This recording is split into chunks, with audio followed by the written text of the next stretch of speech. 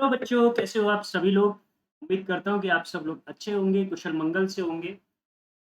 आप लोग सोच रहे होंगे कि पिछले कई दिनों से वीडियोज़ क्यों नहीं आए? आपको बता दूँ, मैं उज्जैन गया हुआ था महाकाल बाबा के दर्शन करने। खैर मैं ओमकारेश्वर चला गया। इन्हीं सब चीज़ों में 4 दिनों से कोई वीडियो नहीं डाल पाया। शॉर्ट वीडियोज़ आप लोग देख रहे होंगे, जो शॉर्ट वीडियोज़ हैं वहीं की डाली हुई हैं सारी। मैंने पूजा पाठ किया और आप लोगों के लिए भी दुआ माँगी कि आप लोग भी अपने जीवन में बेहतर करें, आने वाले बोर्ड एग्ज़ाम्स में आप अच्छा प्रदर्शन करें, अपना और अपने माता-पिता का नाम रोशन करें। ठीक है मेरे बच्चों? तो आज की जो वीडियो है, आज मैं हिस्ट्री चैप्टर 1 क्लास 10th की एक वीडियो लेकर आया हूँ। चैप्टर का नाम है the rise of nationalism in Europe. अब क्वेश्चन ये है, मेरा पहला पहला क्वेश्चन तो ये आता है कि भई क्या इससे पहले यूरोप में नेशनलिज़्म के बारे में लोग नहीं जानते थे? क्या इससे पहले आज जो चैप्टर पढ़ने जा रहे हैं, क्या इसके पहले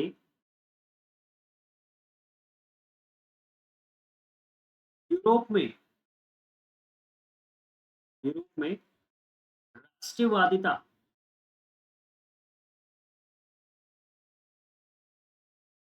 नहीं थी क्या इसके?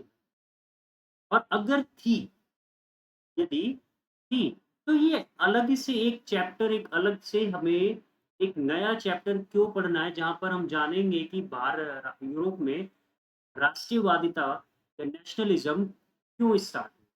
देखो मेरे बच्चों, एक चीज़ ध्यान रखना कि हम मान के चलते हैं कि राष्ट्रवादिता नहीं थी, उसके पीछे कई कारण हो सकते हैं, जैसे वहाँ पर मोनार्की थी। पहली चीज़, यूरोप में उस समय क्या थी? मोनार्की थी, यानी राजतंत्र था, राजतंत्र था। और राजतंत्र में क्या होता है? राजा का बेटा ही राजा बनेगा, ठीक है? अब जो राजा होता था, वो क्या करता था? सिर्फ़ और सिर्फ़ अपने प्रॉफ़िट के बारे में सोचता था, अपने लाभ के बारे में सोचता था।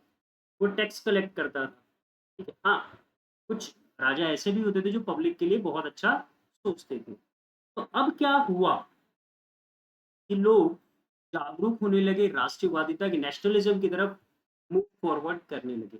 Means the peoples got disturb, लोग परेशान हो चुके थे। लोग क्या थे? परेशान थे, ठीक है? दूसरा क्या हो सकता है भाई? परेशानी के बहुत सारे कारण हो सकते हैं। परेशानी के भी बहुत सारे कारण हो सकते हैं, जैसे इसमें से एक हो सकता है रोजगार की कमी होना, सबसे बड़ी प्रॉब्लम। अगर रोजगार नहीं होगा तो कमाएगा कहाँ, खाएगा क्या और परिवार का जीवन यापन कैसे करेगा? परिवार का जीवन यापन, यानी ये daily daily day to life जो नीड्स हैं, उनको कैसे फुलफिल करेगा एक पर्सन? ठीक है? ये सारी बातें आती हैं। आगे चलें, नेक्स्ट देखें, और क्या हो सकता था? और क्या हो सकता है? भाई जो टैक्स कलेक्शन है, वो लोगों के फेवर में नहीं होगा। लोगों का रिलीजियस, हर एक कंट्री में कोई ना कोई रिलीजन होता है, तो यहाँ भी रिलीजियस कोई ना कोई मैटर रहा होगा, कोई ना कोई रिलीजियस या कास्ट से रिलेटेड, रिलीजियस या कास्ट, जाति या धर्म से लेकर कोई ना कोई समस्या रही होगी, के चलते ऐसा हुआ होगा।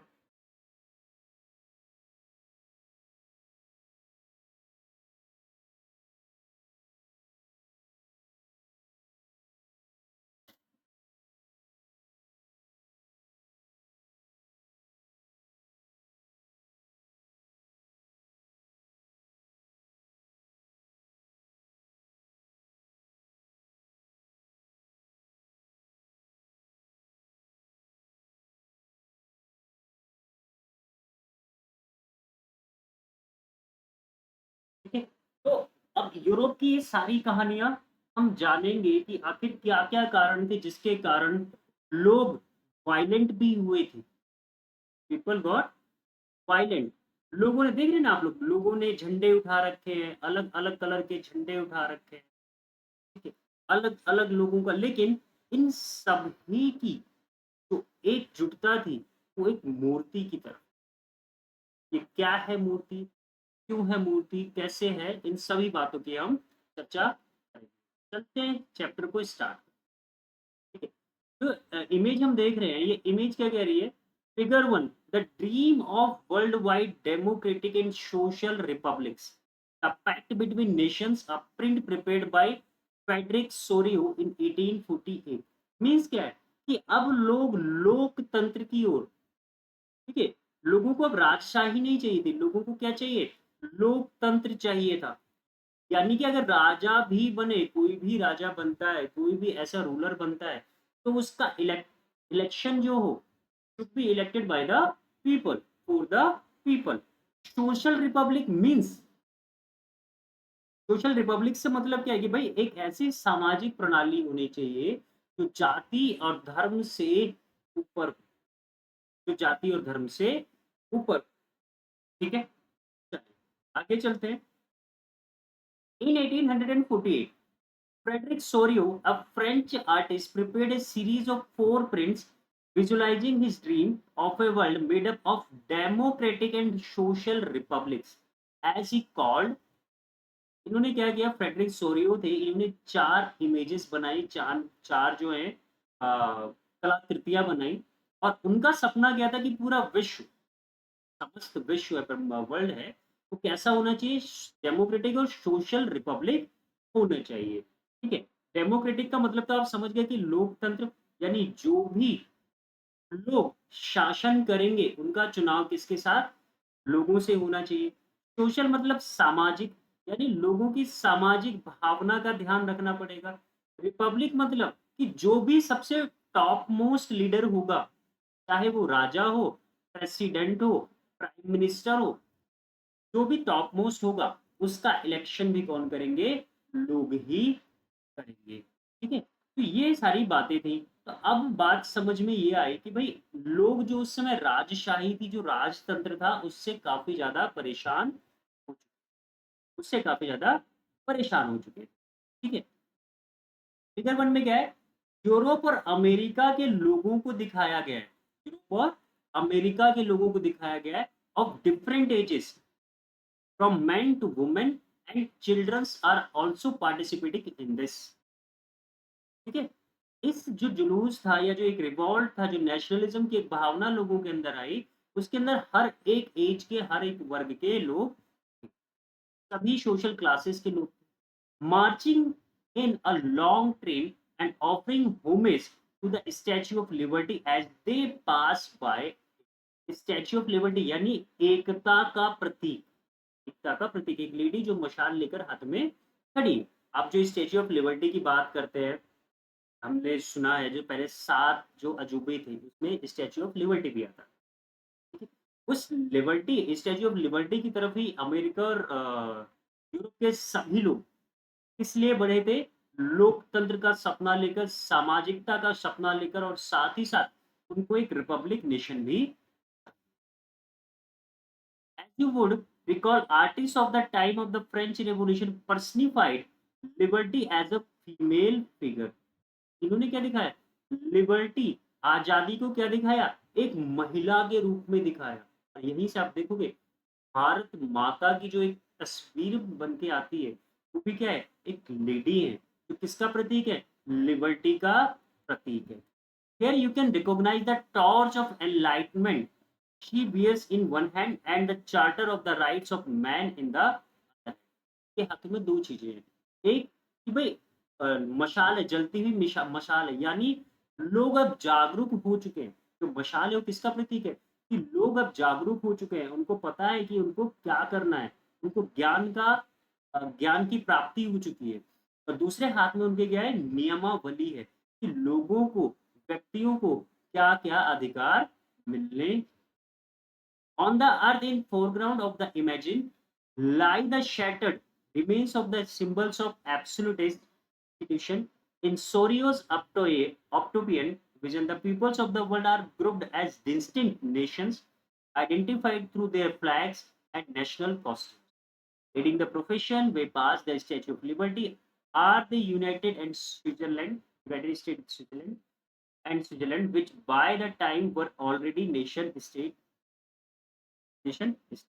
अब देखो क्या था कि जब हम बात करते हैं 19th सेंचुरी की बात करते हैं, तो उस टाइम पर जो आज के देश हम देख रहे हैं, वो इस तरह से अलग-अलग डिस्ट्रिक्ट नहीं थे, डिफरेंट नहीं थे। जैसे हम बात करते हैं इटली की, हम जर्मनी की, हम फ्रांस की बात करते हैं, यूरोप में हम और बात करें रशिया की बात करते हैं, हम यूक्रेन की बात करते हैं, हम पोलैंड की बात करते हैं या अदर जितनी भी कंट्रीज़ हैं, वो सारी की सारी डिस्ट्रिक्ट नहीं थी, सिवाय कुछ एक कंट्रीज़ के, जैसे यूनाइटेड स्टेट्स था।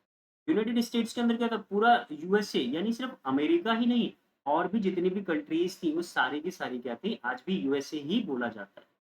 आज भी उसको यूएसए ही बोला जाता है। लेकिन कुछ एक ऐसे स्टेट थे, जैसे फ्रांस, इटली, जर्मनी, ये जो कंट्रीज़ थी, ये अभी भी अपनी आइडेंटिटी के लिए लड़ रही थी। आज भी अपनी कंट्री के लिए लड़ रही थी। ठीक है? The French identifiable by the revolutionary tricolor had just reached the statue. इन्होंने क्या बनाया? अपना एक ट्राइकलर बनाया, एक फ्लैग बनाया, एक ट्राइकलर बनाया और उसको लेकर ये लोग आगे। She is followed by the people of Germany wearing the black, red and gold flag. इनका जो कलर कैसा था? 3 कलर का, black, red and gold. Interestingly, at the time when Sorio created this image, the German people did not yet exist as a united nation. Germany के जो लोग थे वो यूनाइटेड नेशन का पार्ट नहीं थे। The flag they carry is an expression of liberal hopes in 1845 to unify the numerous German-speaking principalities into a nation state under a democratic constitution. अब देखो, फ्रांस उस समय कोई देश नहीं था, बल्कि एक कम्युनिटी थी लोगों की जो फ्रेंच भाषा को बोला करते। और ये जो फ्लैग था, ये जो लोग थे, ये किसको शो करते थे, किसको एक्सप्रेस कर रहे थे? ये लोग जो फ्रेंच बोलने वाले लोग थे, उनकी लिबर्टी की बात कर रहे थे। एक ऐसा नेशन बनाना चाह रहे थे जहाँ पर फ्रेंच बोलने वाले लोग ही डोमिनेट करेंगे। ठीक है? Following the German peoples are the peoples of Austria, the kingdom of two Sicilies, Lombardy and Poland, England, Ireland, Hungary and Russia. From the heavens above Christ stand and angels gaze upon the scene. They have been used by the artists to symbolize fraternity among the nations of the world. अब इसमें क्या हुआ, बड़ी बड़ी country जैसे हम बात करते हैं Poland, England, Ireland, Hungary, Russia, Austria या सिकलीज की बात करते हैं, सिकलीज की बात करते हैं, लोम्बार्डी एंड पोलैंड की। इन सभी में इन सभी में क्या दिखा? भाई फ्रेटर्निटी, भाईचारा, बंधुत्व दिखा। किसने दिखाया? आर्टिस्ट ने दिखाया। भाई लोगों के अंदर प्रेम जाग चुका है, लोग एक दूसरे के साथ मिलकर रहना पसंद करते हैं। ठीक है? अब देखो आगे चलते हैं, तो इस चैप्टर के अंदर हम क्या डील करने वाले हैं? हम बहुत सारे इश्यूज को डील करने वाले हैं, जो स्टोरियो ने अपनी फिगर 1 में दिखाया था। खासकर जो 19th सेंचुरी में वहां पर रियल में इश्यूज थे। क्या-क्या इश्यूज थे? चाहे वो पॉलिटिकल इश्यूज हो, चेंजेस इन द पॉलिटिक्स, ठीक है? And mental world of Europe. Europe में दिमागी तौर से और राजनीतिक तौर पर काफ़ी ज़्यादा चेंजेस आए थे। और इसका रिज़ल्ट क्या हुआ? Nation state in a place of multinational dynasties, empires of. इसका नतीजा क्या हुआ? जो यूरोप पहले जो एक पूरा का पूरा यूरोप एक था, अब वो अलग-अलग कंट्रीज़ में, अलग-अलग नेशंस में डिवाइड हो चुका है।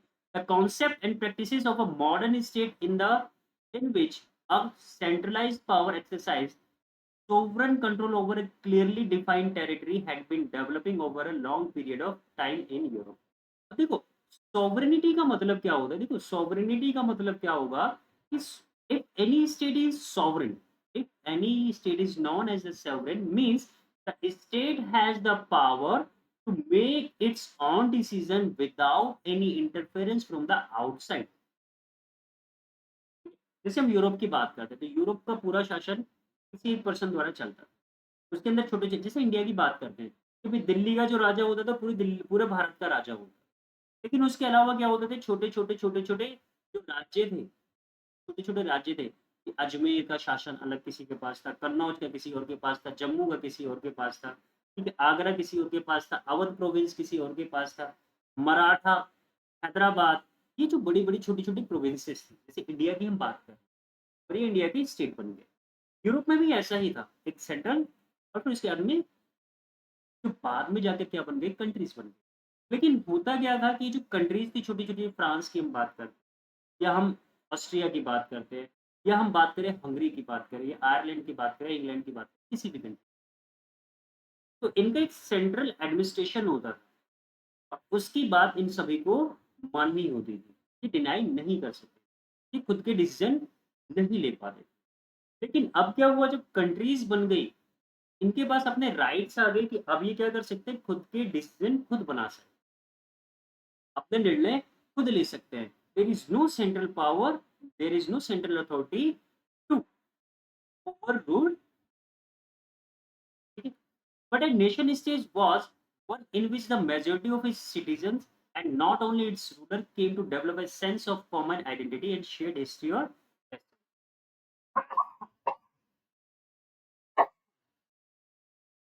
अब क्या हुआ कि भाई सिर्फ एक बोली भाषा के आधार पर एक उसको भी बारे में the commonest did not exist from time immemorial. It was forged through struggles, through the action of leaders and the common people.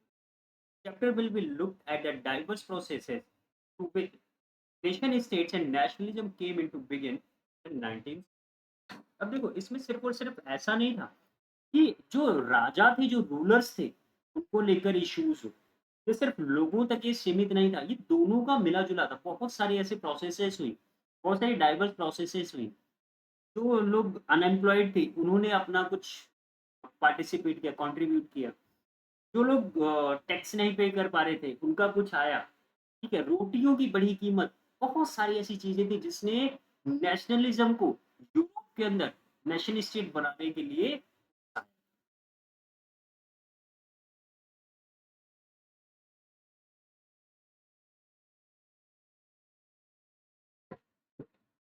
ठीक है?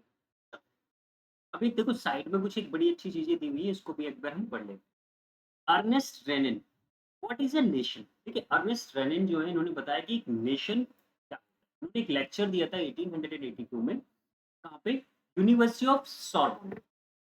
The French philosopher Ernest Renan 1823 से 1920 1892 तक ये जीवित रहे। तो इन्होंने कुछ चीज़ें बताई, उसको हम बात करते हैं। इन्होंने क्या बोला कि a nation is the culmination of a long past of the endeavors, sacrifice, and devotion.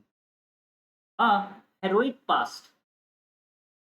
A heroic past.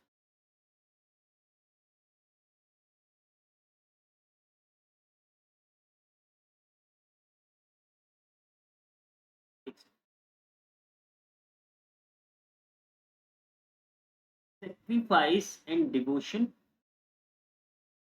A heroic past, great man glory, that is social caption upon which one bases a national idea. देखो इन्होंने क्या बताया, इन्होंने बोला कि भाई देखिए एक कोई भी नेशन ऐसे ही नेशन नहीं बन जाता है, उसका एक बहुत बड़ा लॉन्ग पास होता है, उसकी कुछ इच्छाएं एंडिवर्स, कुछ इच्छाएं होती है, कुछ त्याग होते हैं, कुछ डिवोशंस होते हैं और एक हीरोइक पास होता है। यानी कोई ना कोई एक व्यक्ति जरूर आया होगा, कोई ना कोई एक ऐसा लीडर सामने आया होगा जिसकी वजह से नेशनलिज्म का आइडिया आया होगा, एक देश को निर्मित करने का आइडिया आया। To have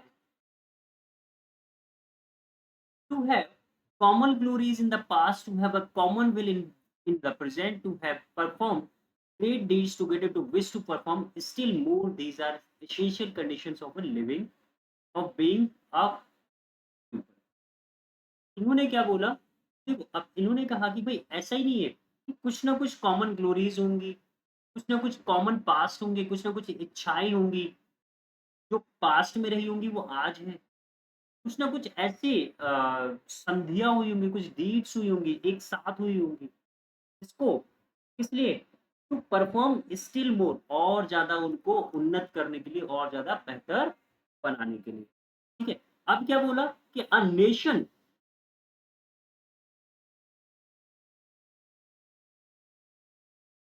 a nation is thereby therefore a large scale solidarity.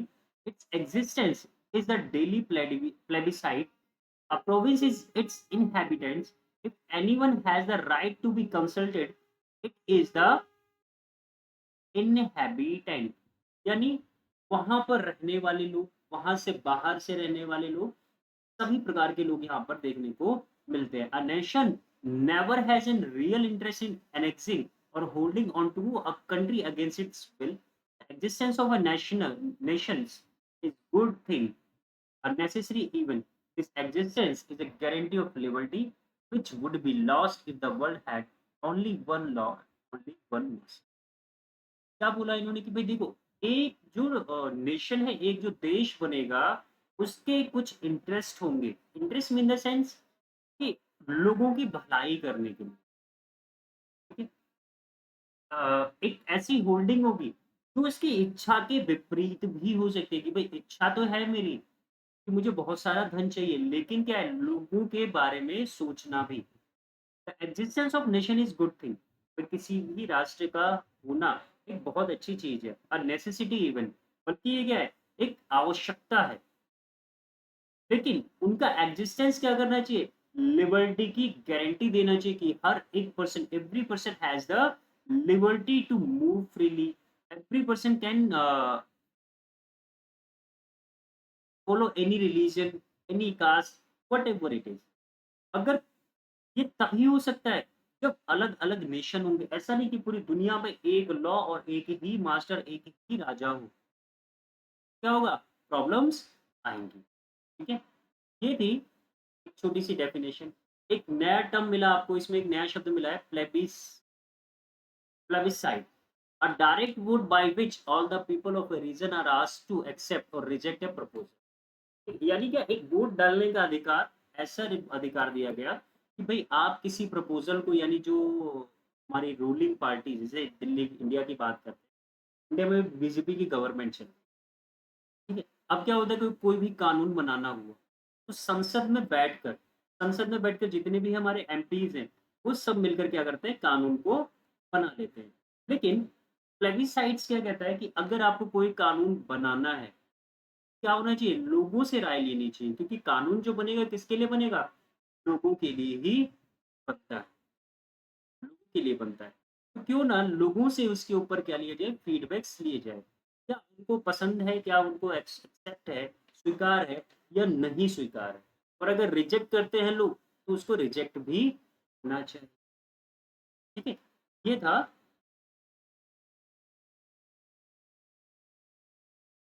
सबसे पहली चीज देखो, यूरोप के अंदर अगर हम बात करते हैं, तो सबसे पहला रेवोल्यूशन हुआ, वो किसका हुआ, French revolution and the nation idea of nation. French revolution से एक आइडिया निकल के आया कि भाई हम रिवोल्यूशन तो करेंगे. और रिवोल्यूशन लोग कब करते हैं, कब करेंगे रिवोल्यूशन. देखो, रिवोल्यूशन करने की तीन चीजें. पहली चीज, लोग परेशान हो बहुत ज्यादा, सत्ता पक्ष से परेशान हो. अब परेशानी कैसे भी हो सकती है कि भाई भूख हो, रोजगार हो, अ, जो टैक्स वगैरह होते हैं वो बहुत ज्यादा हाई टैक्स. धर्म से संबंधित जब कुछ आ जाएगा, धर्म, समाज या जाति, धर्म जाति या समाज से रिलेटेड कुछ आ जाएगा, तो लोग रिवॉल्यूशन करते ही करते हैं. चाहे वो फ्रांस की बात हो, चाहे वो अमेरिका की बात हो, चाहे यूरोप की बात हो, चाहे इंडिया की. अब 1857 की रिवोल्ट की हम बात करते हैं, वहां पे भी क्या था, लोग बहुत ज्यादा परेशान हो गए थे. एक तो बेफजूल के टैक्सेस, लोगों के धर्म के साथ खिलवाड़ करना. देखो, 1857 का जो रिवॉल्ट हुआ था, उसका सबसे पीछे कारण क्या था कि एक अफवाह फैली थी कि भाई गाय और सुअर की चर्बी, गाय और सुअर की चर्बी किस पर लगी थी, रॉयल इनफील्ड जो गन थी, रॉयल इनफील्ड गन थी, उसकी जो बुलेट होती थी, उस बुलेट के ऊपर क्या थी, इनकी चर्बी लगी हुई. और इसको मुंह से खोलना पड़ता था. तो भाई हिंदुओं और मुस्लिमों को भड़काने वाली चीजें थी. इस वजह से रिवॉल्ट काफी ज्यादा हद तक वाइड हुआ, काफी ज्यादा इसने क्या किया, वायलेंट भी हुआ. ठीक है, तो ऐसे ही हर जगह रिवोल्यूशंस हुए. अब बात करते हैं फ्रांस की. The first clear expression of nationalism came with the French revolution in 1789, 1789 में पहली बार नेशनलिज्म की बात की गई थी, एक अलग देश की बात की गई थी। और कैसे रिवॉल्ट हुआ था, लोगों ने विद्रोह किया।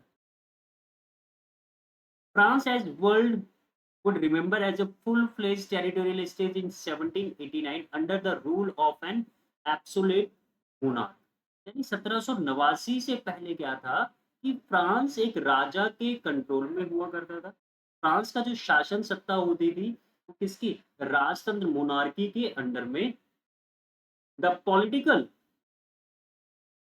The political and constitutional changes that came in the wake of the French Revolution led to the transfer of sovereignty from the monarchy to a body of French citizens. The revolution proclaimed that it was the people who would henceforth constitute the nation and shape its destiny। अब क्या हुआ कि जो उस समय का जो political system था, उससे हटकर एक नया पॉलिटिकल सिस्टम बनाना था, एक नया कॉन्स्टिट्यूशन बनाना था। इसलिए ताकि सोवर्निटी को ट्रांसफर किया जा सके, इसमें from monarchy to a body of French citizen. यानी मोनार्की से हटकर अब जो सत्ता, जो शक्ति, जो पावर है वो किसके पास आ जाएगी, लोगों के पास आ जाएगी। और लोगों ने क्या किया, एक ऐसा राष्ट्र बनाने के लिए, एक ऐसे राष्ट्र की कल्पना करी, उसके भाग्य को बनाने के लिए लोगों ने एक ऐसा देश मांगा जहां पर क्या होगा कि सब कुछ लोगों द्वारा होगा। लोग ही रूलर को चुनेंगे, लोग ही शासन करेंगे, लोग ही लोगों के बारे में सोचेंगे। ठीक है, नेक्स्ट आते हैं। From the very beginning, the French revolutionaries introduced various measures and practices that could create a sense of collective identity amongst the French people. The ideas of la patrie, the fatherland, and the lay citoyen, the citizen, emphasize the notion of a united community enjoying equal rights under a constitution। देखिए, जैसे हमारे यहाँ पे Motherland बोला जाए, क्या बोलते हैं, भारत माता बोलते हैं। वैसे यहाँ पर ये फादरलैंड बोलते हैं, यानी पिता, पितृसत्तात्मक जो यहाँ पर क्या थी, सिस्टम था। यानी राजा का बेटा राजा ही बनता है, राजा की पुत्री रानी नहीं बनती। ठीक है, ये डिफरेंस था। तो ये क्या कहते थे, उसको फादरलैंड कहते थे। और सिटी ऑन ली किसके लिए, लोगों के लिए, लोगों के लिए क्या करना, इक्वल राइट्स देना। उसके लिए क्या करना होगा, एक संविधान बनाने की जरूरत होगी, एक राष्ट्रीय। इसके लिए क्या किया गया, सबसे पहले एक ट्राइकलर, एक फ्लैग बनाया गया। ठीक है, एक फ्लैग बनाया गया। The French flag, the tricolour was chosen to replace the former royal standard. यानी जो एक शाही ध्वज था उसको बदल कर एक नया फ्लैग, एक नया झंडा ले आए जो 3 कलर का था। मैंने आपको बताया कौन कौन सा था, ग्रीन, ब्लैक और गोल्डन। ग्रीन, ब्लैक और गोल्डन, ये 3 कलर थे French try colour. The Estate General was elected by the body of active citizens and renamed the National Assembly। अब क्या हुआ कि स्टेट का जो पहले एक राजा हुआ करता था, उसकी जगह पे एक जनरल को नियुक्त किया गया। जैसे आज हम प्रेसिडेंट बोलते हैं, वैसे उस टाइम पे एक जनरल इलेक्ट हुआ और इसको इलेक्ट करने वाली जो बॉडी बनी उसको बोला गया national assembly. New hands are compose, oaths taken and martyrs commemorated, all in the name of nation। क्या हुआ भाई, देखो अब नेशनल, जैसे नेशनल एंथम, नेशनल सॉन्ग्स वगैरह बने, ऐसे ही नई नई कुछ ऋचाएं बनी, हाइम्स बने, भजन बने। ठीक है, ठीक। और कोट्स बनाई गई शहीदों को सम्मान देने के लिए, शहीदों को सम्मान देने के लिए। सब किस लिए, देश के नाम, देश के नाम पर। इसी को तो क्या कहते हैं, राष्ट्रीयता, को राष्ट्रीयता कहते हैं। एक नया सेंट्रलाइज सिस्टम भी इंट्रोड्यूस किया गया। A centralized administrative system was put in place of it, formulated uniform laws of for all citizens within territory। क्या हुआ, एक यूनिफॉर्म लॉ बनाया गया, यानी सबके लिए एक समान। जब भी देखो यूनिफॉर्म आएगा, जब भी यूनिफॉर्म आएगा, यूनिफॉर्म का मतलब क्या है, एक जैसा, सबके लिए एक जैसा। ठीक है, एक सेंट्रल सिस्टम बनाया गया, उसके अंदर क्या होंगे, एक सेंट्रल लॉ होगा जो सबके लिए एक होगा सभी के सभी के लिए, जो उस टेरिटरी के अंदर, उस देश के अंदर internal customs duties and dues were abolished and a uniform system of weight and measures were adopted. अब देखो, अब आप सोचोगे सर ये क्यों रिमूव किया गया? दिमाग में एक चीज आई होगी ना कि सर जो सिस्टम था, इसको कस्टम ड्यूटीज को एबॉलिश कर दिया गया, नया सिस्टम लाया गया वेट एंड मेजर्स का। तो देखो क्या था कि जैसे जब हम पूरे यूरोप की बात करते हैं ना, तो यूरोप के अंदर अलग अलग जितने भी देश थे, तो नियर अबाउट 34 to 38 अलग अलग मेजरिंग क्वांटिटीज थी। यानी वस्तुओं को नापने के लिए, तौलने के लिए, नाप तौल के लिए जो भी मेजरमेंट्स थे वो क्या थे, अलग अलग थे, अलग अलग थे। अब नाप तौल जब अलग अलग है तो बड़ी बहुत ज्यादा प्रॉब्लम्स होती थी। एक कंट्री से, एक टेरिटरी से दूसरी कंट्री पे जाता था, तो उसी नाप-तौल के बेसिस पर उनकी कस्टम ड्यूटीज़ जो थी, वो भी डिफरेंट डिफरेंट हो जाती थी, वो भी डिफरेंट हो जाती थी। अब एक व्यक्ति जो पूरे यूरोप में घूम रहा है, पूरा का पूरा यूरोप एक है, फिर भी उसको अलग-अलग कस्टम ड्यूटीज़ पे करनी पड़ती थी, अलग-अलग टैक्सेस पे करने पड़ते।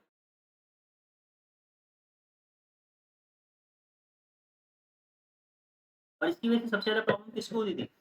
बिज़नेस क्लास लोगों को। भाई बिज़नेस क्लास लोगों को खुश करना है, इम्पोर्टेंट भी है। क्यों? पैसा कहाँ से आएगा? बिज़नेस क्लास से आएगा। सबसे पहले क्या किया, जो कस्टम ड्यूटीज़ का एक सिस्टम था कि 34-35 जगहों से अगर आप गुज़र रहे हो, तो वहाँ पे अलग-अलग कस्टम ड्यूटीज़ देनी पड़ेंगी और वो भी उनके माप-तौल के अनुसार। जो भी वहाँ का मेज़रिंग होगा, जो वेट होगा, मेजर्स होगा, उसके अकॉर्डिंग ही देना पड़ता था। इसलिए सबसे पहले क्या किया गया, वहाँ से कस्टम ड्यूटीज़ को एबॉलिश। रीजनल डायलेक्ट्स,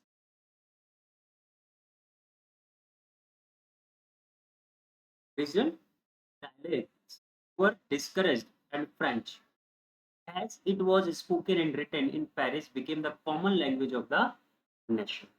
अब क्या हुआ, भाई जितने भी ये जो भी चीजें हुई वो किसमें आई, फ्रेंच भाषा में आई। बोला भी गया फ्रेंच में, लिखा भी गया फ्रेंच में, और कहाँ पर, प्रेस के अंदर लिखा गया। तो अब क्या हुआ, इस नेशन की जो एक कॉमन लैंग्वेज हो गई, वो क्या हो गई, फ्रेंच हो गई।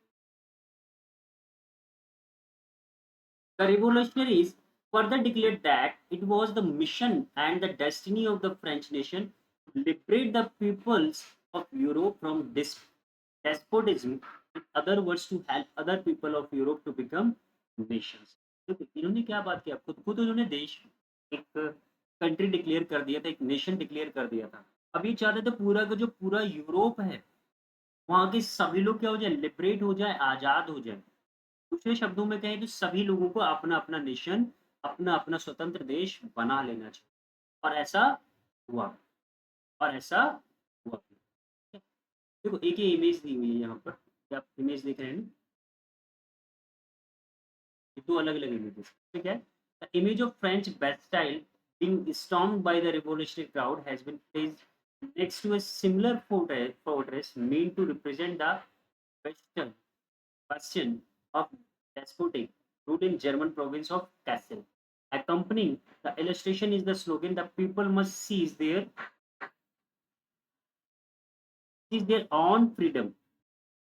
Rapman lived in the city of Mainz and was a member of German Jacobin group. अच्छा, जैकोबिन ग्रुप क्या होते थे, हम इस पर भी आगे चर्चा करेंगे। तो जो बेस्टाइल होते थे, एक टाइप का फोर्ट हुआ करता था, एक किला हुआ करता था, उसको क्या किया गया, उसको डिस्ट्रॉय कर दिया गया था, किसके द्वारा, रेवोल्यूशनरीज द्वारा।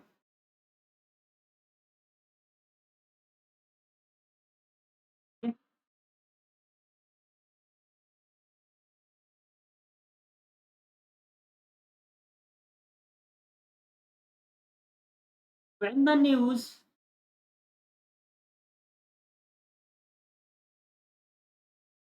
When the news of events in France reached the different cities of Europe, students and other members of educated middle classes began setting up Jacobin clubs. Their activities and campaigns prepared by the way of French armies which moved into Holland, Belgium, Switzerland and much of Italy in 1790. With the outbreak of revolutionary wars, the French armies began to carry the idea of nationalism. अब क्या हुआ कि भाई France के देखा देखी, देखिए मनुष्य क्या है, हम मनुष्य क्या है, हम नकलची है। हम लोग क्या है, नकलची है। हम एक दूसरे को देखकर ही नकल करते हैं और उसी से हम सीखते हैं। कॉपी करना हमारा जन्मसिद्ध अधिकार है। उसी कॉपी करने से हम चीज़ों को सीखते हैं। अगर आप कॉपी कर रहे हैं सीखने के लिए तो इट्स गुड, लेकिन अगर आप क्या कर रहे हैं, तो दूसरों की जैसे बनने के लिए कॉपी कर रहे हैं, that it is not good, because everyone has a separate, different, distinct class. सबकी अपनी-अपनी क्लास है। किसी दूसरे की जैसा नहीं बनना है। आप जैसे हो वैसे ही रहो, but you have to learn, you have to learn to improvise yourself.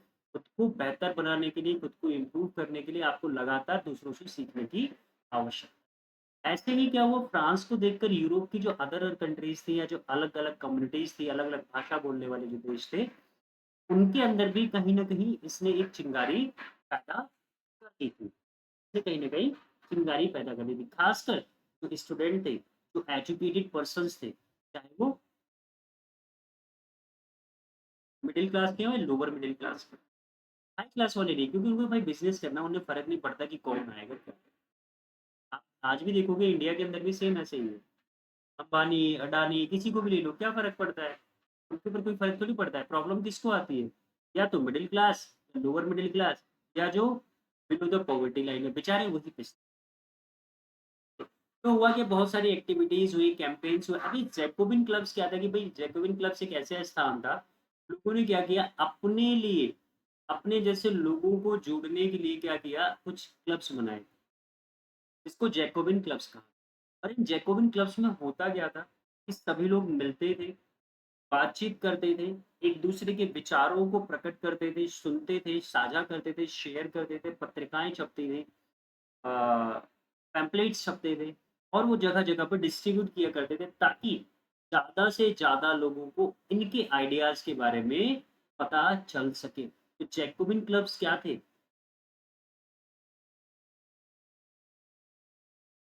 अगर जैकोबिन क्लब्स की बात करें, ये किस लिए थे? ये गैदरिंग के लिए बनाए गए। और क्या करते थे? शेयर करते थे, न्यूज़, सॉन्ग्स, पोएम्स, आइडियाज़। कैसे? भाई फ्रांस में हुआ कुछ, अपने देश की कंट्री, अपने देश की स्थिति कुछ और है, उसके अकॉर्डिंगली हमें काम करना पड़ेगा। हमारे देश का राजा दूसरी तरह से इन्हीं सब चीज़ों पर, इन्हीं सब बातों पर ध्यान रखते हुए क्या किया गया, सारी चीज़ें, ठीक है? बात समझ में आई?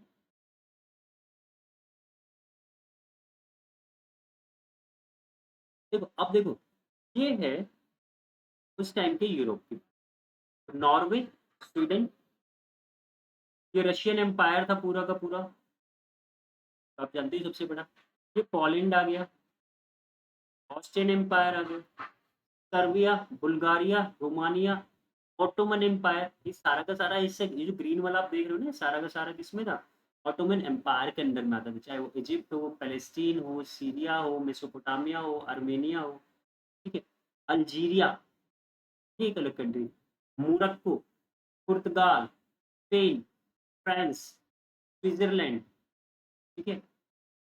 Netherlands, England, Wales, Great Britain, Scotland, Ireland, Denmark. आज देख रहे हो ना आप, सारी की सारी कंट्रियाँ अलग हैं। Tunis, Greece, Cyprus, Crete, kingdom of the two Sicilies, small states. ये क्या है? अलग-अलग, अलग-अलग कंट्रीज़ बन गई। पहले ये पूरा का पूरा क्या था? एक यूनाइटेड यूरोप हुआ करता। ये क्या था? पूरा का पूरा यूनाइटेड यूरोप हुआ करता। ठीक है? आगे चलकर क्या हुआ, कैसे हुआ, उसको हम जानेंगे। आज यहीं तक रखते हैं, अगली क्लास में, क्योंकि बहुत ज़्यादा फिर आप लोगों को बोरियत होगी। इसलिए वीडियो छोटी-छोटी रखेंगे, 40-40 मिनट की, 45-45 मिनट, ताकि आप समझो और फिर हम आगे बढ़ते जाएँ। ठीक है? चलिए मिलते हैं अगली क्लास में, तब तक के लिए thank you so much. Video अच्छी लग रही हो, लाइक, शेयर और कमेंट करना ना भूलें। ना भी अच्छी लग रही हो तो भी कमेंट करके ज़रूर बताएँ कि हम और ज़्यादा इसको बेहतर कैसे बना सकते हैं। Because we are the families. तब तक कुछ नहीं बढ़ा सकता। मैं आपके बिना कुछ भी नहीं हूँ, आपके बिना कुछ भी नहीं हूँ। आप लोग का सपोर्ट, आपका समर्थन मुझे चाहिए। कैसे सपोर्ट करेंगे? अगर आपको वीडियोज़ अच्छी लग रही है तो अपने ज़्यादा से ज़्यादा दोस्तों को शेयर करें, चैनल को सब्सक्राइब कर लें, बेल आइकन को हिट कर दें, ताकि आने वाली सभी क्लासेस की इन्फॉर्मेशन भी आपको। Thank you so much.